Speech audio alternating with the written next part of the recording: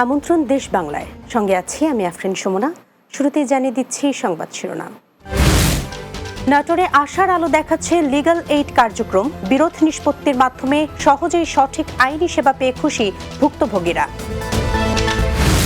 এবং সুন্দরবনে কোস্টগার্ডের অভিযানে হরিণের মাংস সহ এক শিকারী আটক। অসাধু চক্রে জড়িতদের ধরতে অভিযান অব্যাহত থাকবে। শুনছিলেন শিরোনাম, এবার বিস্তারিত। নাটোরে আশার আলো দেখাচ্ছে সরকারিভাবে পরিচালিত লিগ্যাল এইড কার্যক্রম। সমাজের পিছিয়ে পড়া মানুষের আইনি অধিকার নিশ্চিত করতে এই কার্যক্রম নাটোরে ঘটিয়েছে নীরব বিপ্লব। সহজে সঠিক আইনি সেবা পেয়ে খুশি ভুক্তভোগীরা। নাটোর প্রতিনিধি মেহেদি বাবুর প্রতিবেদন, জানাচ্ছেন সুরাইয়া সীমা। সমাজে অনেক নির্যাতিত নারী, শিশু, বয়স্ক, প্রতিবন্ধী ব্যক্তিদের ক্ষেত্রে ন্যায় বিচার পাওনা যেন স্বপ্নের মতো। অর্থ ও ক্ষমতাহীনতায় তারা বিচার প্রক্রিয়া থেকে দূরে থাকেন, নীরবে সহ্য করেন তাদের সাথে হওয়া অন্যায়। এই বাস্তবতাকে চ্যালেঞ্জ করেছে সরকারিভাবে পরিচালিত লিগ্যাল এইড কার্যক্রম। এতে করে সমাজের দুর্বল জনগোষ্ঠী সুবিধা পেতে শুরু করেছে। কম সময়ে খরচবিহীন আইনি সেবা পেয়ে সন্তোষ জানিয়েছেন উপকারভোগীরা। বিনা খরচে মামলা পরিচালনা না করে যে আমি সহায়তা পাচ্ছি, এজন্য ধন্যবাদ। লিগ্যাল এইডের মাধ্যমে আমি দ্রুত সমাধান পেয়েছি।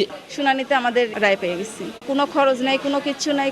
আমাকে হয়রানি করে হয়নি, আমার টাকা পয়সা 1 টাকাও লাগেনি।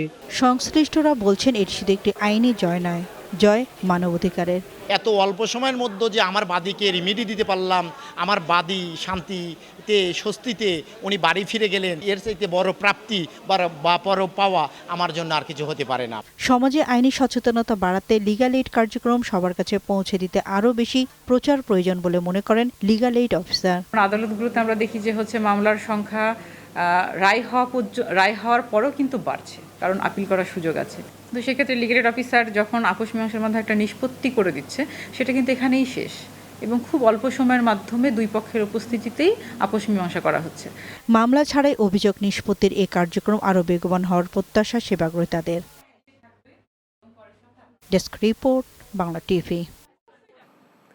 নেত্রকোনায় SME ফাউন্ডেশনের ব্লক বাটিক বিষয়ক নারী উদ্যোক্তাদের নিয়ে 5 দিনব্যাপী প্রশিক্ষণ অনুষ্ঠিত হয়েছে। তামান্না মহিলা উন্নয়ন সমিতির হলরুমে এ প্রশিক্ষণ অনুষ্ঠিত হয়। তামান্না মহিলা উন্নয়ন সমিতির নির্বাহী পরিচালক ফারহানা সুলতানা লিনুর সভাপতিত্বে এ সময় প্রধান অতিথি ছিলেন নেত্রকোনা জেলা প্রেস ক্লাব সম্পাদক মাহবুবুল কিবরিয়া চৌধুরী হেলিম। বিশেষ অতিথি হিসেবে বাংলাদেশ মহিলা পরিষদের নেত্রকোনা জেলা শাখার সভাপতি রেহেনা সিদ্দিকী সহ অন্যরা। নারীদের শিক্ষা, দক্ষতা উন্নয়ন, বাল্যবিবাহ প্রতিরোধ ও সমাজ সচেতনতা বাড়াতে ঝিনাইদহের মহেশপুরে প্রশিক্ষণ ও অভিভাবক সমাবেশ অনুষ্ঠিত হয়েছে। উপজেলার খালিশপুর বহুমুখী মাধ্যমিক বিদ্যালয় প্রাঙ্গণে এ অনুষ্ঠানের আয়োজন করে বাংলাদেশ পল্লী উন্নয়ন বোর্ড। এতে জেলা প্রশাসক মোহাম্মদ আব্দুল আওয়াল, উপজেলা নির্বাহী কর্মকর্তা খাদিজা আক্তার, উপজেলা পল্লী উন্নয়ন কর্মকর্তা বাহাউল সহ শিক্ষক ও জনপ্রতিনিধিরা বক্তব্য রাখেন।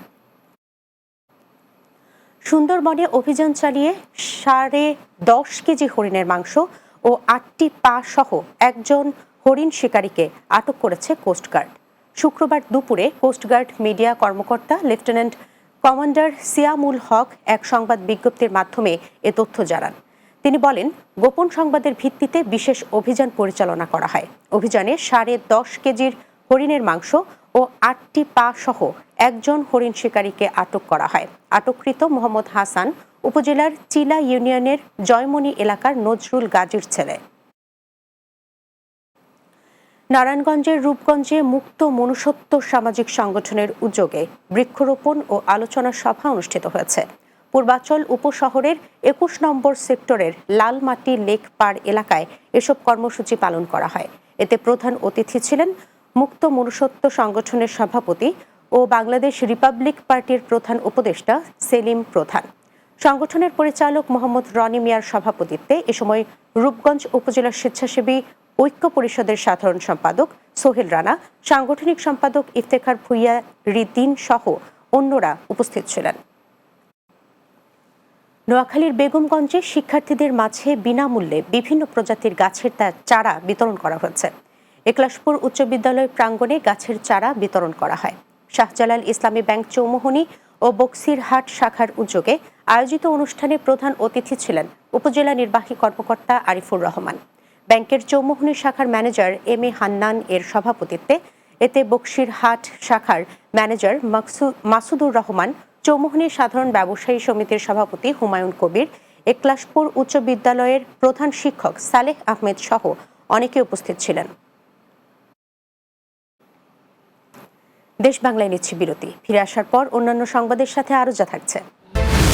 শেরপুরে আয়োজিত হলো গ্রাম বাংলার ঐতিহ্যবাহী নৌকা বাইচ। নদীর দুই ধারে হাজার হাজার দর্শকের উল্লাস, আবহমান সংস্কৃতি ধরে রাখার আহ্বান।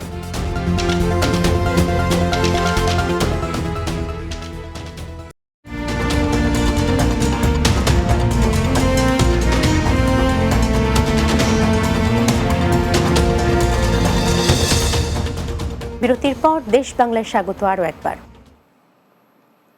নদীর দুই ধারে হাজার হাজার উৎসুক মানুষ, শত মাঝি মাল্লার বৈঠার তালে আর সারি গানের ছন্দে পানির বুক চিরে ছুটে চলছে প্রায় 150 ফুট লম্বা নৌকা। বর্ষায় গ্রাম বাংলায় এমন নৌকা বাইচের ঐতিহ্যবাহী আয়োজন আবহমান কাল থেকে চলে আসছে। শেরপুর জেলা প্রতিনিধি মোহাম্মদ নাঈম ইসলামের পাঠানো প্রতিবেদন, জানাচ্ছেন সুরাইয়া সীমা। শেরপুরের কামারের চর ইউনিয়নের ৬ নম্বর চরের দশানী নদীতে অনুষ্ঠিত হয়ে গেল গ্রাম বাংলার ঐতিহ্যবাহী নৌকা বাইচ। হাজারো মানুষের ভিড় জমেছিল নদীর দুই ধারে। নতুন প্রজন্মের কাছে দেশীয় ঐতিহ্য ধরে রাখতে প্রতি বছর এ বাঙালিয়ানা আয়োজন করার দাবি দর্শকদের। খেলাটা ঐতিহ্যবাহী খেলা, এজন্য আসছি।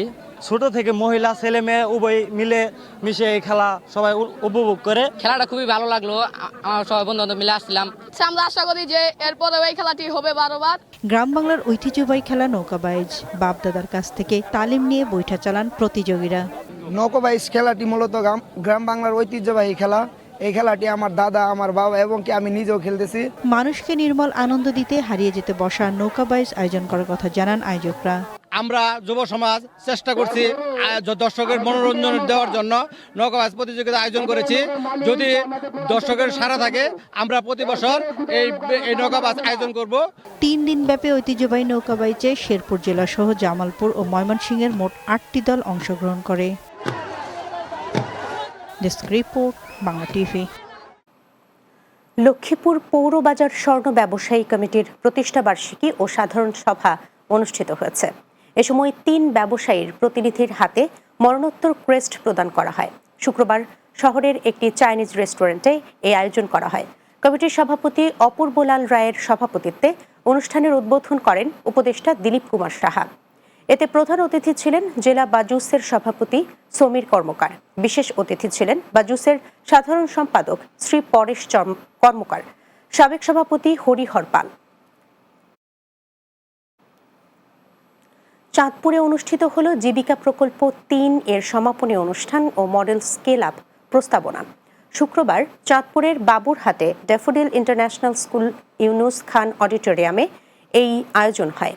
এতে প্রধান অতিথি ছিলেন সোশ্যাল ডেভেলপমেন্ট ফাউন্ডেশনের চেয়ারম্যান ও সাবেক জাতীয় রাজস্ব বোর্ডের চেয়ারম্যান ডক্টর মোহাম্মদ আব্দুল মজিদ। সভাপতিত্ব করেন ড্যাফোডিল ফাউন্ডেশনের চেয়ারম্যান ডক্টর মোহাম্মদ সবুর খান। চাঁদপুরের ঐতিহ্যবাহী দেবপুর দারুস সালাম হাফিজিয়া মাদ্রাসার সাবেক ও বর্তমান শিক্ষার্থীদের মিলন মেলা অনুষ্ঠিত হয়েছে। নবীন প্রবীণ শিক্ষার্থীদের উপস্থিতিতে মাদ্রাসা প্রাঙ্গণ হয়ে ওঠে মিলন মেলায়। এতে প্রধান অতিথি ছিলেন দেবপুর দরবার শরীফের পীর মুফতি নূর মোহাম্মদ আরেফিন। রামপুর ইউনিয়ন বিএনপির সাধারণ সম্পাদক কাজী দিন মোহাম্মদের সভাপতিত্বে এ সময় বক্তব্য রাখেন রামপুর মাদ্রাসার প্রভাষক মুফতি জাফর আলী, হারুনুর রশিদ চাঁদপুরি, জিসান আহমেদ, সাদেক রেজা সহ অন্যরা। চাঁপাইনবাবগঞ্জের বন্যা দুর্গত এলাকার মানুষের মাঝে খাদ্য সামগ্রী বিতরণ করেছে ঢাকাস্থ চাঁপাইনবাবগঞ্জ জেলা সমিতি। জেলার শিবগঞ্জ উপজেলার অসহায় বানভাসী পরিবারের মাঝে এই ত্রাণ বিতরণ করা হয়। এ সময় ঢাকাস্থ চাঁপাইনবাবগঞ্জ জেলা সমিতির সাধারণ সম্পাদক অ্যাডভোকেট দেলোয়ার হোসেন, দপ্তর সম্পাদক সৈয়দ নাজমুল ইসলাম মানিক, প্রচার ও প্রকাশনা সম্পাদক মোহাম্মদ জহিরুল ইসলাম, সমাজসেবা সম্পাদক আনারুল ইসলাম সহ সমিতির অন্য সদস্যরা উপস্থিত ছিলেন। পটুয়াখালী কলাপাড়া উপজেলায় মাঠ দিবস অনুষ্ঠিত হয়েছে। উপজেলার বালিয়াতলী ইউনিয়নের কাংকুনিপাড়া গ্রামে ইস্ট ওয়েস্ট সিড নলেজ ট্রান্সফারের আয়োজনে এই মাঠ দিবস অনুষ্ঠিত হয়। এতে কলাপাড়া উপজেলার কৃষি অফিসার মোহাম্মদ আরাফাত হোসেন, উপসহকারী কৃষি অফিসার সুজন চন্দ্র মণ্ডল, ইস্ট ওয়েস্ট সিডের কর্মকর্তা সহ অন্যরা উপস্থিত ছিলেন। গাজীপুরের কালীগঞ্জে মাদক বিরোধী ফুটবল টুর্নামেন্ট অনুষ্ঠিত হয়েছে। পৌরসভার ৩ নম্বর ওয়ার্ড ভাদার্তি দক্ষিণপাড়া গ্রামের তরুণ সমাজের উদ্যোগে ভাদার্তি গ্রামে এই টুর্নামেন্ট ও ফাইনাল ম্যাচের আয়োজন করা হয়। খেলা শেষে চ্যাম্পিয়ন ও রানার আপ দলের অধিনায়কদের হাতে ট্রফি তুলে দেন গ্রামের প্রবীণরা। আয়োজকরা জানান, যুব সমাজকে মাদকের ছোবল থেকে দূরে রাখতে এবং খেলাধুলার প্রতি অনুরাগ বাড়াতেই এই ধরনের আয়োজন করা হয়েছে। শেষ করব দেশ বাংলা, যাবার আগে শিরোনামগুলো জানিয়ে দিচ্ছি আরও একবার। নাটোরে আশার আলো দেখাচ্ছে লিগ্যাল এইড কার্যক্রম। বিরোধ নিষ্পত্তির মাধ্যমে সহজেই সঠিক আইনি সেবা পেয়ে খুশি ভুক্তভোগীরা। সুন্দরবনে কোস্ট গার্ডের অভিযানে হরিণের মাংস সহ এক শিকারী আটক। অসাধু চক্রে জড়িতদের ধরতে অভিযান অব্যাহত থাকবে।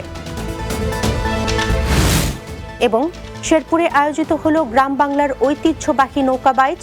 নদীর দুই ধারে হাজার হাজার দর্শকের উল্লাস। আবহমান সংস্কৃতি ধরে রাখার আহ্বান। এই ছিল দেশ বাংলায়। আমাদের পরবর্তী সংবাদ বিকেল 4:30 দিনের বাংলা দেখার আমন্ত্রণ রইল। এতক্ষণ সঙ্গে থাকার জন্য ধন্যবাদ সবাইকে।